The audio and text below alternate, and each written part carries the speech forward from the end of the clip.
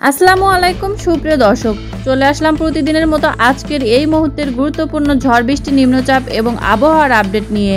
15 জুলাই 2025। আজকের দিনটি দেশের অনেক অঞ্চলের জন্য অত্যন্ত গুরুত্বপূর্ণ একটি দিন। বৃষ্টি চলছে টানা, আর অনেক জেলায় ইতিমধ্যে জলমগ্ন। বন্যার পরিস্থিতির দ্রুত অবনতি হচ্ছে। বাংলাদেশের দক্ষিণ পশ্চিম বঙ্গোপসাগরে সৃষ্ট একটি নিম্নচাপের কারণে আজ দেশের অধিকাংশ জেলায় বজ্রসহ মাঝারি থেকে ভারী বৃষ্টিপাত হচ্ছে।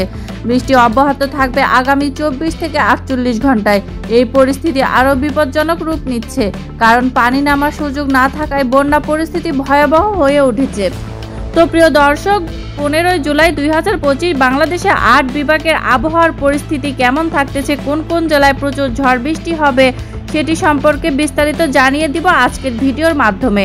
তো ভিডিওটি ভালো লাগলে একটা লাইক দিয়ে আসবেন এবং সেই সঙ্গে একটা সাবস্ক্রাইবও দিয়ে আসবেন। আর কে কোন জেলা থেকে দেখতেছেন তা অবশ্যই কমেন্টে জানিয়ে দিবেন। প্রথমে থাকছে ঢাকা বিভাগ। ঢাকার নারায়ণগঞ্জ, গাজীপুর, মানিকগঞ্জ সহ আশেপাশের এলাকায় গোটা দিন ভারী বৃষ্টিপাত হতে দেখা যাচ্ছে। এদিকে আমরা দেখতে পাচ্ছি চট্টগ্রাম বিভাগে চট্টগ্রাম, কক্সবাজার, বান্দরবান ও রাঙ্গামাটিতে টানা বৃষ্টিপাতের কারণে পাহাড়ি ঢল ও ভূমিধসের আশঙ্কা রয়েছে। বিশেষ করে লোহাগাড়া, পটিয়া ও কাপ্তাইয়ের ঘরবাড়ি প্লাবিত হয়েছে। উপকূলীয় এলাকায় জোয়ারের পানি ও বৃষ্টির পানি মিলিয়ে দ্বিগুণ সমস্যা রয়েছে। এদিকে রয়েছে সিলেট বিভাগে। সিলেট, সুনামগঞ্জ, মৌলভীবাজার ও হবিগঞ্জ জেলায় বন্যার পরিস্থিতি চরমে পৌঁছেছে।